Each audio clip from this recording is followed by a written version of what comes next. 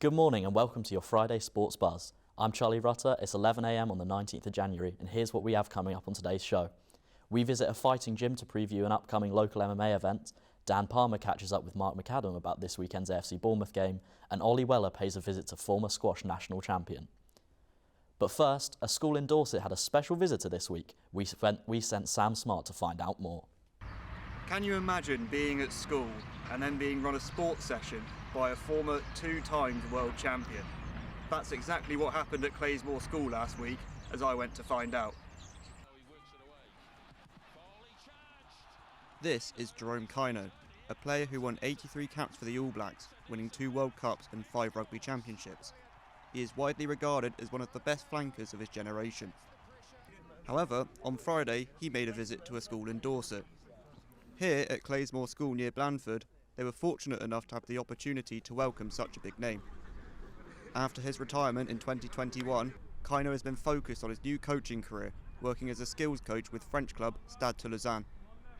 He was joined at the school by part of the Toulouse coaching staff, including former Leicester Tigers scrum half David Mele. Kaino's team were in charge of leading a 2-hour training session for Claysmore's under-18s, along with 2 other schools. The session aimed to give the participants a taste of what it's like to be coached by a professional team, as well as helping to teach about safer playing styles in rugby. I spoke to Claysmore's Director of Sport, Dan Conway, about what it means for the school to have this opportunity. How does it feel to have this team here today? So Stade Toulousain is obviously a major coup for Claysmore School, and obviously Kes, Bath and Moncton Combe who are always involved. It came about with us kind of being more proactive in terms of how best to safeguard the game of rugby. We all know the negative press it's getting at the moment in the whole world, and it's all about how to explore different ways of evasion and attack to make sure we are safeguarding the game that everyone loves. And what does it mean for the kids as well, obviously, to have this experience with such a great team?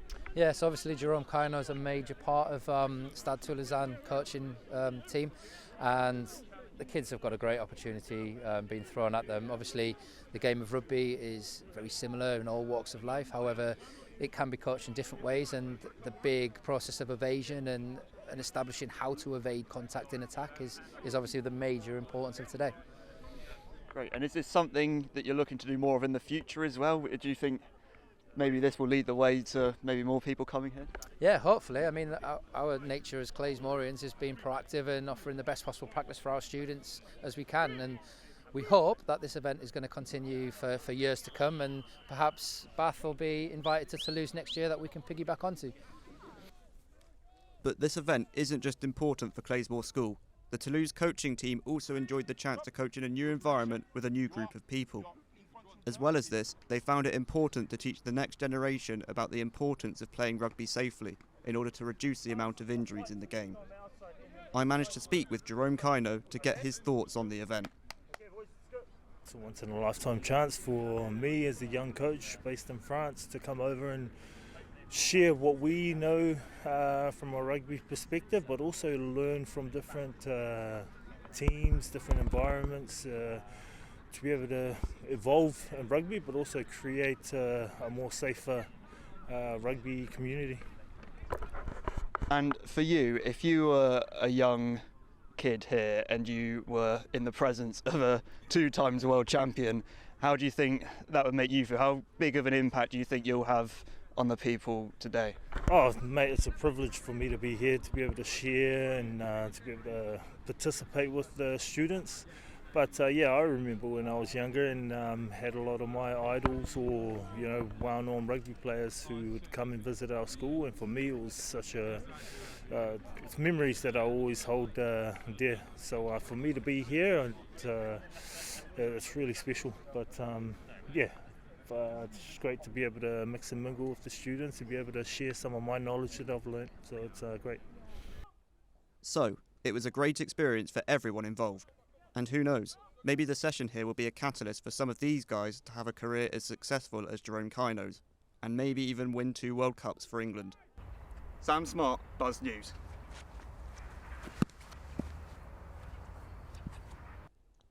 Bournemouth is a town known for its strong community spirit, and the bowling club is at the heart of that. Harry Slynn went to find out what bowls means to the local residents. I'm here at Merrick Park, home to Bournemouth Bowling Club, as I look to see how important bowls is to the local community. Bournemouth Bowling Club was first founded in 1903 and have played a pivotal part in bringing the local community together, especially the older generation. Colin and Lisa Bingley oversees operations at the club, as well as compete in local and county bowls matches, where they have enjoyed much success. We've got a very good club here. I mean, we've got a happy club. We've got a great band of supporters. I mean, when we play on a Saturday in the league, I mean, it's packed. We lucky enough we do have a nice bar, half-price bar. We've managed to bring the club back from near enough closure through the pandemic, because we could flout the pandemic rules, and it's now thriving. We have 100 players, we have 60 something men and 30 odd ladies, and we also have a disabled group. We support brain injury survivors, so anybody that's had a stroke can bowl. And it gets them out and they have fun, and they sit in the sunshine, and it's just really good fun. We got to at one point pre-pandemic, we weren't struggling, but we had less members that we wanted to. Come the pandemic, the way we organised it and ran it here, we got so many new members, and we've increased our membership threefold now over the last couple of years. And people are still coming to Bournemouth because they've heard so many good things about Bournemouth. You know, we were out there pushing the club, getting people to play. As I said, people come to the cafe for coffee, which is great. Do you want to go? Oh yeah, go on then. And they get hooked. Once you've had a go, it's a bit like Marmite. You either love it or you hate it. Some people absolutely love it. We've got people turned up, had a go, and they've never left. We've got a couple that came for breakfast with the Turkish cafe, and they never went away, and they play every day of the week in the summer. They absolutely loved it. It gives people a different life. It gives you meet new people. We play different clubs each week, so you've got lots of different people to meet every week. It's not like it's the same people every day. Combined with the social side, the aspect of the club, I think it gives something to do, actually. You get a lot of our members here who are widowed or divorced, and they come to the club for company as well. The majority of bowls players are over the age of 60, which could be a big problem in years to come, with the lack of youth evident nationwide. We're in a situation at the moment, we've most probably got 10 players that will be giving up this year because they're too old. It's just stamina. They just can't play for 3 hours. We are trying to encourage younger people to come in, but as I said, we don't have any schools, so we're not going to pick up school-age people, but we would like people to come and try at weekends. And there is a thing called the Big Bowls Bash where everybody can come and have a go, and we'll put tea and coffee and cake and everything on. But it's just getting people to know about it. We put it on Facebook. We're on Facebook. We're on Instagram, Facebook. I don't think we're on Twitter. We have a website.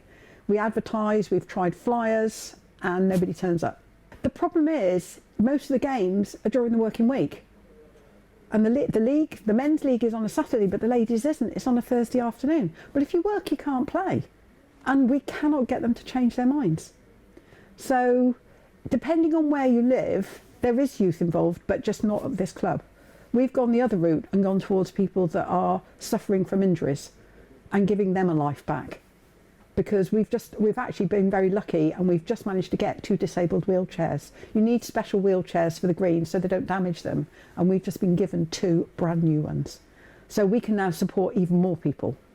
So it's a bit like giving back to the community.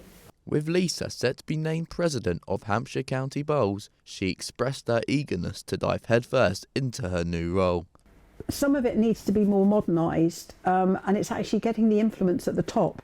It's no good trying to fight the battles at the bottom because you won't get heard. But if I can take them to the top and say, well, look, if you want younger people to start joining, this is what you've got to do, then that's what I'm going to do. I'll stand and fight my corner. So, and all the people here are of the same mind. I just want to see bowls be open to everybody, and they need somebody that can get on and do it, and I'm not a shrinking violet. Sorry, I worked for a global company, travelled all over the world, and I can stand up in front of a couple of hundred people and it doesn't bother me. With bowls clubs across the country closing down one by one, Bournemouth Bowling Club are thriving and hope to be around for many years to come. Harry Slynn, Buzz News. Supreme Cage Fighting Championships is an MMA promotion based in Bournemouth. Ryan Scone went down to their gym in Poole to find out about their upcoming events and speak to some of the fighters. This report contains fighting action that some viewers may find distressing. In just 3 weeks' time, Supreme Championships 22 will be hosted here at the O2 Academy in Boscombe. It will be their first event of 2024 and it will be headlined by Andy Mendoza versus Gary Corbett for the K1 light heavyweight title. The promotion is run from the Supreme Fitness Centre in Poole and is owned by former kickboxing world champion Natalie B and MMA fighter Jordan Miller. Miller has been fighting since 2004, most recently competing in February 2022 at Supreme Championship 16, and uses his experience as a fighter to run his own company. I think it does help. I think, you don't have to be a fighter to be a good promoter and vice versa, but I think it does help because we kind of cover all aspects. If we've got a fighter that some promoters would see to be sort of acting out or playing up or just generally being hard work, like, we get it. I understand where they're coming from. I'm still actively fighting myself. Nat she's lost count of how many titles that she's won. So we definitely get it from that point of view. But the business side of it, as I said, it has to be a success or else there is no show. So we get to see it from all angles. So it's not a necessity, but I think the fact we've both fought ourselves, I think gives us a big advantage. The last show was in October 2023 and featured 23 fights including MMA, boxing and kickboxing. And the event on the 10th of February will involve multiple title fights, with Louis Clark taking on Will Perrin for the flyweight amateur MMA title, and Frankie Gibson versus Addis Drummond for the featherweight title. Miller said that this show could be their best one yet. Our next event is the 10th of February, so it's just around the corner now. To be honest, there isn't a fight in particular I'm most looking forward to, because the reason we're growing the way we are is because our cards are pretty stacked.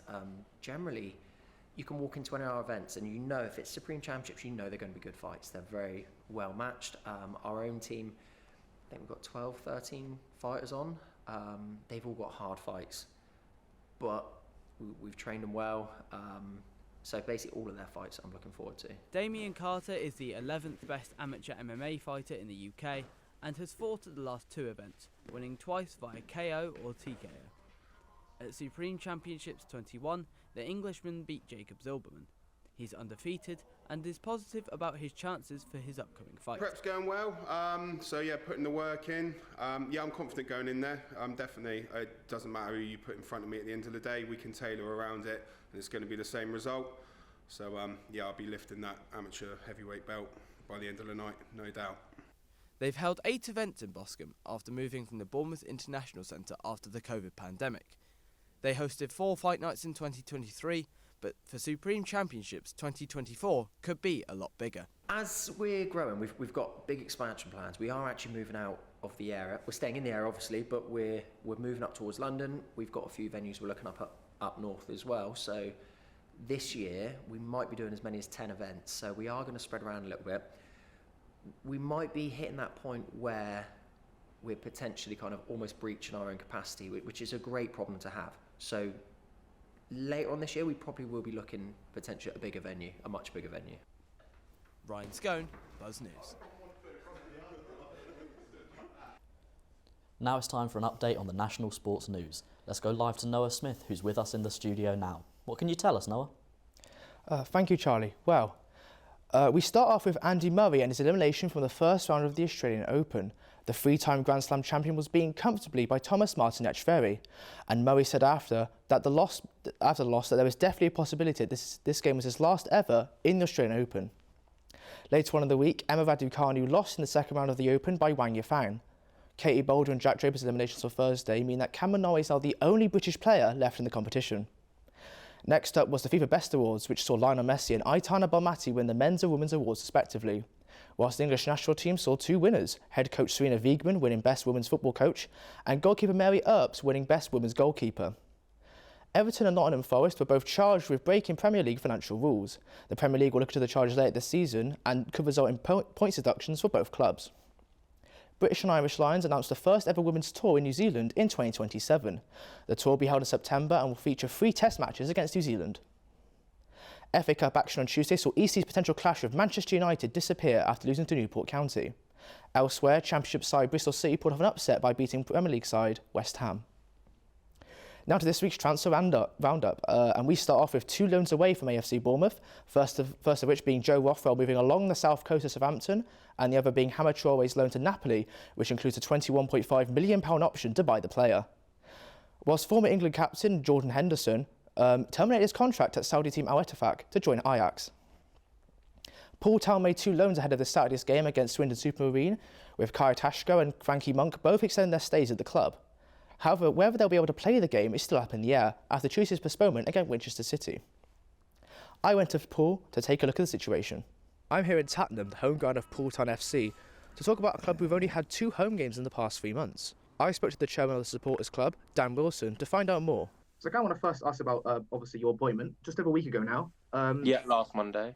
Yeah, to be the chairman of the supporters club. How does that feel, and how proud are you to be kind of chairman of the club? Yeah, I'm proud to be it. I was vice chairman before when we started it up again about the start of the season. Was previously Alex Simpson, who I worked very closely with. We did a great job, but had to step down due to some personal issues. But no, I'm proud of myself for doing that and feel we can continue very well. The pay what you want scheme, that was going to happen yesterday, but unfortunately, obviously, we couldn't meet because of the Winchester game being called off. First of all, is that something the club wants to continue doing? So that was just done because we had played Winchester on, I want to say, the 2nd of December, and that was called off in like the 50th minute because of floodlight failures. So this rearranged game, which we had kind of already played, that we just didn't pay what you want because people had already paid, but a lot of people seemed like they were going to pay their prices again.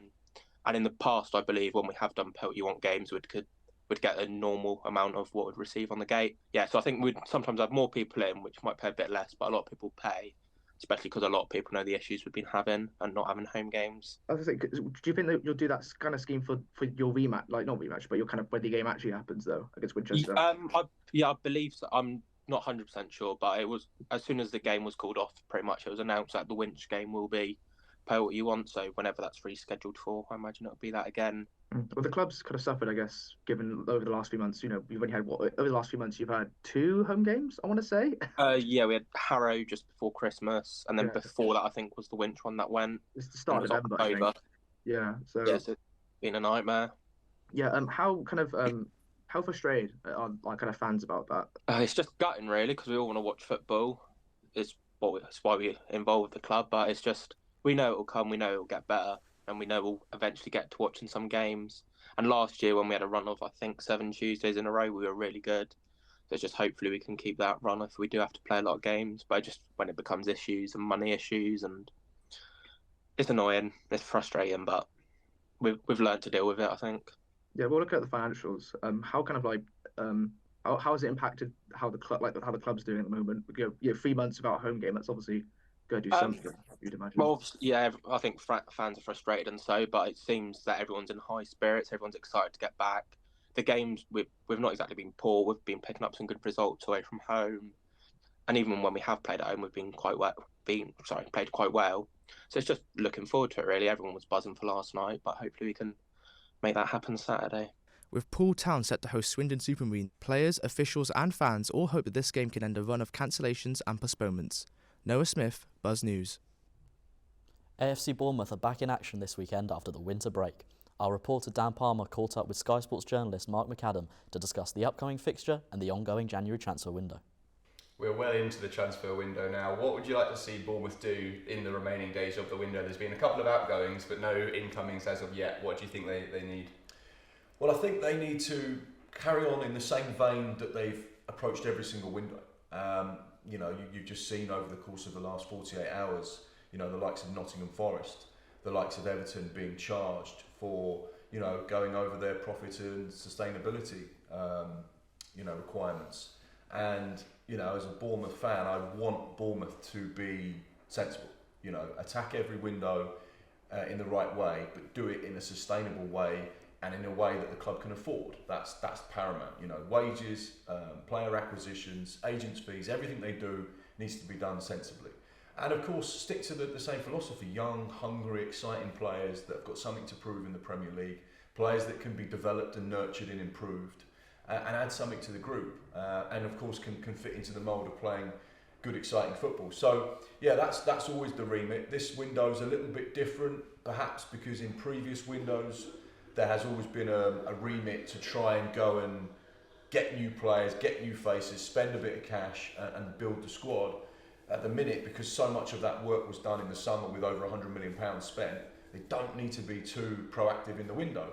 They'll be monitoring things and looking at deals and looking at players, but ultimately they'll be relaxed with the situation and just wait and see and feel how things go. Do you think the outgoings of Rothwell and Traore are going to affect it in any way, or is that kind of just them trying to get rid of fringe players? Yeah, I think there's sensible business by the club. Obviously, Joe's been brilliant, free transfer, you know, taking that jump from the Championship to the Premier League was always going to be difficult. We've seen in flashes just how good he can be. He's really good, to be fair. But game time has been really limited. So therefore, for him, it's just a case of he wants to play. Hamad Traore is a very different scenario because he was only brought in a year ago. Had a really effective last half of the season under Gary O'Neill, showed some real signs of the player that they invested a significant amount of money in. This season he's not got the game time, and of course in November was diagnosed with malaria, which has obviously affected him for some time, 6 to 8 weeks, so therefore couldn't play because of that situation. So this feels once again like a really good piece of business. He's going to go and get some game time, he's going to go back to a league he knows, and potentially Bournemouth could recoup all of the money they've spent on him. So I think that could be, sensible business for everyone connected with that deal. Bournemouth have got Liverpool this weekend, obviously a top club. What do you think they need to do to try and get 3 points, if at all possible? They did last year, so what do you think they need to do this year? Yeah, thanks to a Philip Billing goal last year. So man who's been on the bench a lot. Yeah, this season, again found recently. game time hard to come by. I think I think when you look at those fixtures, Bournemouth and Liverpool, they're always exciting. There's always something on it, and it's never always a walkover for Liverpool. Of course, they have had the 3-0s and the 4-0s, and they've had more success than Bournemouth. But immediately, when you think of Bournemouth-Liverpool, you go back to that game in 2016, where Bournemouth were 2-1 down and ended up winning 4-3, and it was one of those games that really the club announced themselves to the Premier League. We'll go toe-to-toe with the big boys. We'll take points off you, and we'll be effective, and we'll play our style of football. So yeah, I think this will be another tough game. Liverpool are looking really good at the moment. There's a complete rebuild through that midfield this summer, and the time it's taken for them to gel in has been so short that it's surprised everyone. They're genuine title contenders now, and I think this will be another one of those thrilling games. Bournemouth are exciting to watch week in, week out because of the style of football, and I think this week will be the same. And it wouldn't surprise me if they caught Liverpool off guard. How do you see the game going? If I had to push you for a prediction, I know you sort of mentioned you think they can nick a win earlier. Do you see that as a feasible option? Yeah, I think like a 2-2. I think goals. Yeah, I think that. Yeah, definitely goals. You're never really going to watch a Bournemouth game and see a 0-0 or a 1-0. Generally, I think the philosophy doesn't really allow for that. And Liverpool's the same. Their philosophy is to go out, score goals, be exciting, be dynamic, and they will look at this and go, right, this is 3 points for us. It's just a case of how many do we win by. Now we know that there was a very famous 9-0 not that long ago between these two sides. Don't think it will be quite like that, but I think Bournemouth can get a point. I think 2-2. They may even nick it in the last few stages of the game. It'll be interesting to see, but I definitely think we'll catch Liverpool by surprise. Thank you very much for joining us. Obviously, hopefully Bournemouth do well for the rest of the season. But thank you very much for giving your insight, and hopefully a strong result against Liverpool. Fingers crossed. No, my pleasure. Cheers. Thank you. We are now joined by Dan Palmer, who's live for us at the Vitality Stadium. What more can you tell us, Dan? I'm here in the dressing room at the Vitality Stadium where Bournemouth face Liverpool this Sunday at 4:30 p.m. It will be Bournemouth's first home game since their 3-0 win against Fulham on Boxing Day, so that should lead to a good atmosphere here at the Vitality Stadium at Dean Court. Full team news updates will be available from around 1 p.m. when Bournemouth manager Anthony Iraola sits down with the media. But what we do know for certain is that both Antoine Semenyo and Dongo Ouattara are missing. They are away at AFCON representing Ghana and Burkina Faso respectively. We also know that Marcus Senesi, the centre-back who has been crucial to Iraola's system with his ball-playing ability, he's out. He's accumulated too many yellow cards. And with a couple of injuries in defence as well, we're a bit unsure at the moment as to what that back four will look like. But as I say, full details will be revealed from 1 p.m. today. These two sides have faced each other twice already this season. Liverpool won 3-1 in the league over at Anfield, and they sadly won 2-1 again here in the Carabao Cup, thanks to a Darwin Núñez screamer. Bournemouth versus Liverpool, 4:30 Sunday, here at the Vitality Stadium. Should be a cracker. Back to you, Charlie. Thanks, Dan. Now, did you know that we have a former national squash champion living here in Dorset? We sent Olly Weller to go and have a chat with him about the highs and lows of the sport. I'm here at Bournemouth Squash Club to find out just why squash is on the decline and what this local club are going to do about it.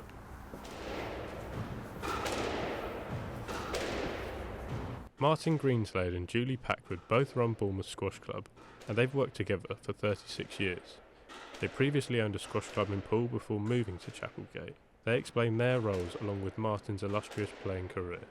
Basically, I've been a county champion in Cornwall and in Dorset. National champion? National champion over 50s. Third in the world over 40s.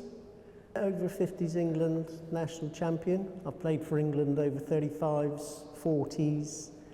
Didn't quite make the 45s because I snapped my Achilles. Then I won the national championships over 50s, played for England. My role here, basically, well, actually, Martin and I do basically pretty much the same thing, apart from being coaches. And so we've got the bar to run, we've got the club to clean, we've got the memberships to sort out, we've got the bills to pay. Obviously, we rent it from Bournemouth Uni, so there's quite a large amount of rent we have to find. And try to promote the club locally has been quite difficult, especially after COVID. It was reported since the pandemic that 10% of players hadn't returned to the sport. The pair thought that stat was probably wrong. I personally think it's higher. Yeah. I mean, our average age group here is 55 plus, and a lot over 60 plus. And when COVID hit, it was sort of two and a bit years of very little squash. I think these people, felt it unwise to come back to squash. Sadly, where it has diminished over the years, the national governing body failed to put that investment in many years ago, and I think we'll see the decline because of it. They hadn't really been supportive of clubs. They just chose to pick the elite professionals, and then when the grassroots games sort of missed out really. Yeah, I don't think I agree with that. Totally, yeah. Yeah, it has, even to the extent that there used to be a national league, which I used to play in, and that no longer takes place. That's not good at all, really, because obviously younger professionals used to play in that and get the experience, and now it's gone. Yeah, it has dropped off considerably since when I was playing in my earlier days. The professional circuit, it's just shrunk compared to what it used to be like. However, hope could be on the way for squash. News that it will be added to the 2028 Los Angeles Olympics is confirmed. But is it too little too late?